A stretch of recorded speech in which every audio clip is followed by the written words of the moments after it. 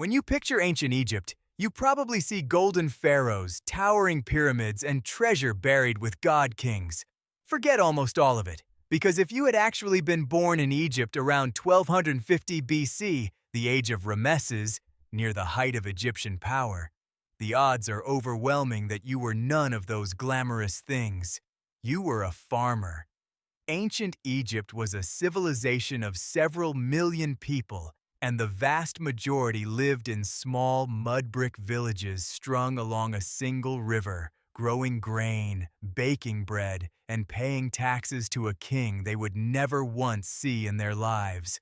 Most never traveled more than a few miles from where they were born, and the pyramids weren't built by alien slaves. They were raised by ordinary people just like you during the weeks each year when the fields lay underwater. So let's do what the museums never show you. Let's live one completely ordinary day in ancient Egypt, from sunrise to sleep, in the sandals of a normal Egyptian. Not a pharaoh, not a priest, just you. You wake at sunrise on the flat roof of your house, because inside is stifling and the roof catches the cool night breeze.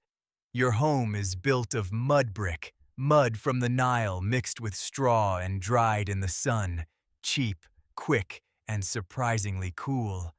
It's small, a few cramped rooms, whitewashed walls, floors of packed earth, and barely any furniture. A whole family might share one or two rooms, cook in a little courtyard, and keep a few animals close by. You don't sleep on a soft pillow. You rest your neck on a curved wooden headrest that keeps your head off the floor and away from insects. Once the sun goes down, there's little light beyond a simple oil lamp, so like the whole village, your day runs entirely on daylight. In one corner sits a small household shrine, because for ordinary Egyptians, religion happened right here at home, not in the giant state temples you are forbidden to enter. You stretch, climb down the ladder, and step out into a world ruled by one thing above all others, the river. Everything in your life is dictated by the Nile. The Greeks later called Egypt the gift of the river, and they were right. Without it, this is nothing but desert. Your entire year is split into 3 seasons, and every one of them is about the water. First comes Akhet, the flood, from around June, when the river swells and drowns the fields under a thick layer of black silt, nature's free fertilizer, and the reason Egyptian soil was some of the richest on earth. Then comes Pare, the growing season, when the water pulls back and you plow the soft, wet mud to plant your wheat and barley. Finally, Shemu, the harvest, in the burning heat, when you race to gather the grain before the whole cycle starts over. The Egyptians watched the river so closely, they measured its rise with stone gauges and timed their calendar to a star, and the stakes were life and death. Too little flood meant famine, too much swept away homes, and the height of the water even decided how much tax you owed. Miss the rhythm of the river, and you starve. Read it right, and it feeds an entire civilization. Breakfast is the same as almost every meal: bread and beer. These two are the foundation of Egyptian life, so central that workers were literally paid in them. Egyptians made dozens of kinds of bread in all sorts of shapes, sweetened some with dates or honey, and stored their grain in domed mud brick granaries. But this bread would ruin your dentist's day. The grain was ground on stone, and grit and sand got mixed in, sometimes on purpose to speed up the grinding, so every loaf was faintly sandy, and over a lifetime it wore Egyptian teeth down to painful stumps. The beer isn't the drink you know either.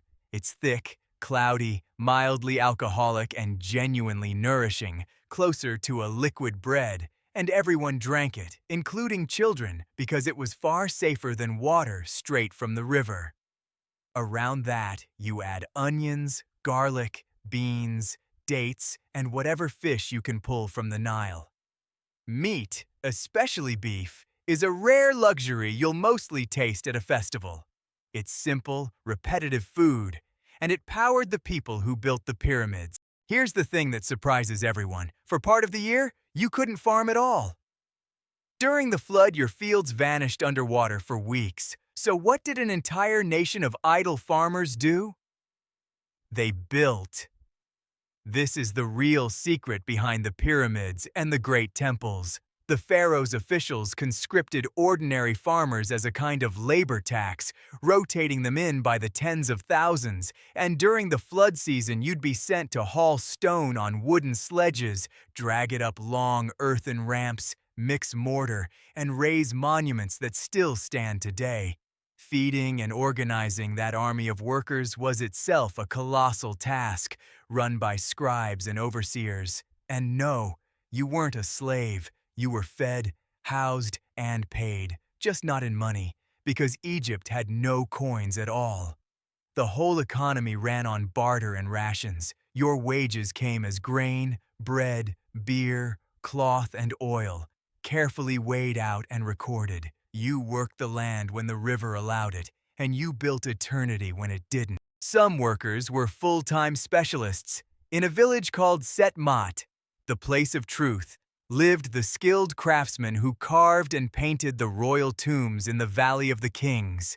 It sat isolated in the desert, its people supplied with water, food, and firewood carried in by donkey, and many of them could actually read and write, which was rare.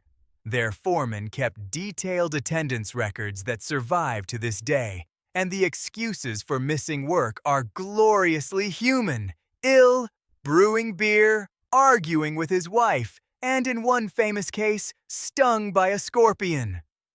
They worked in 2 shifts around a midday rest, roughly an 8-hour day.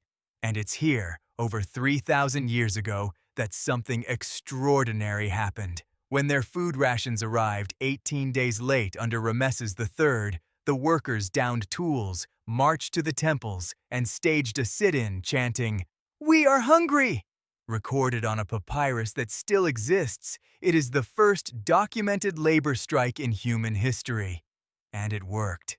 They got paid. Ordinary people, discovering that even a god king needs his workers. Now, appearances. And Egyptians were obsessed with cleanliness and looking good.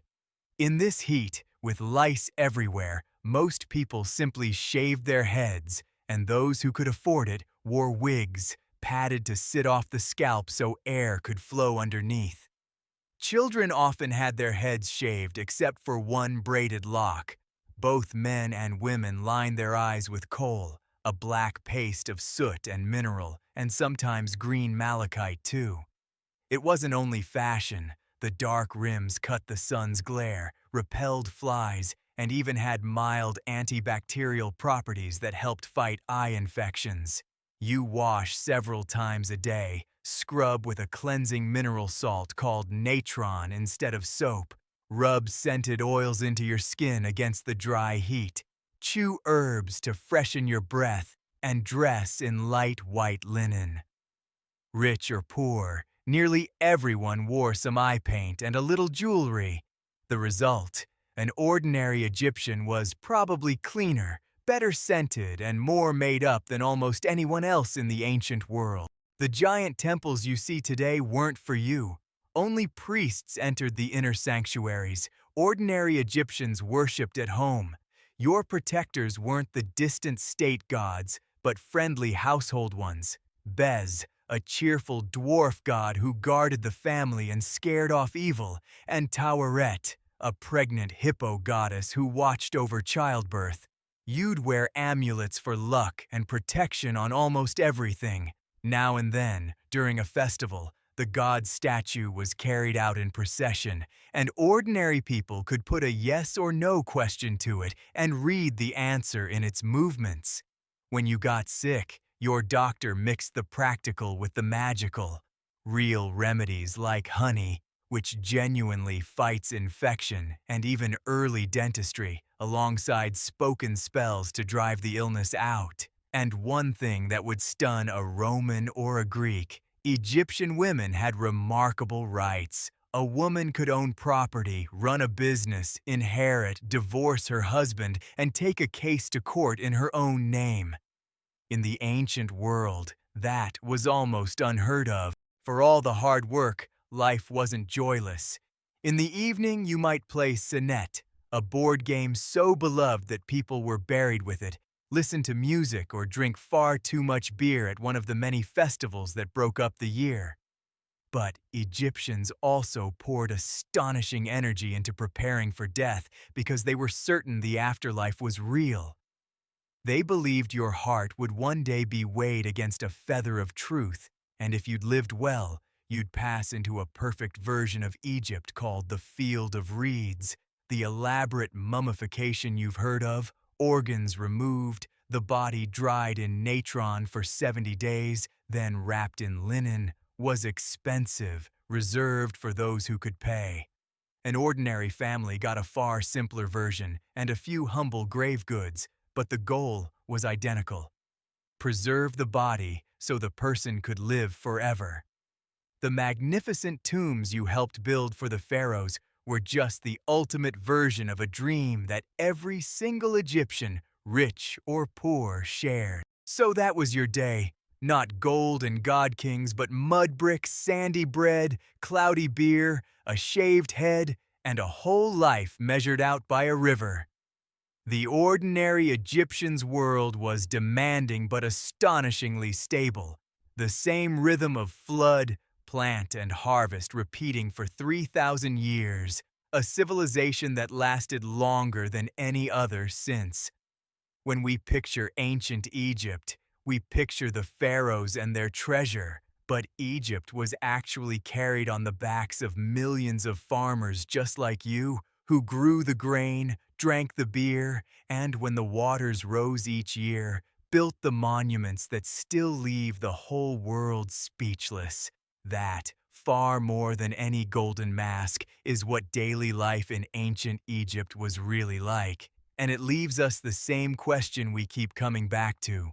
Whatever age you had been born into, what would an ordinary day have actually felt like?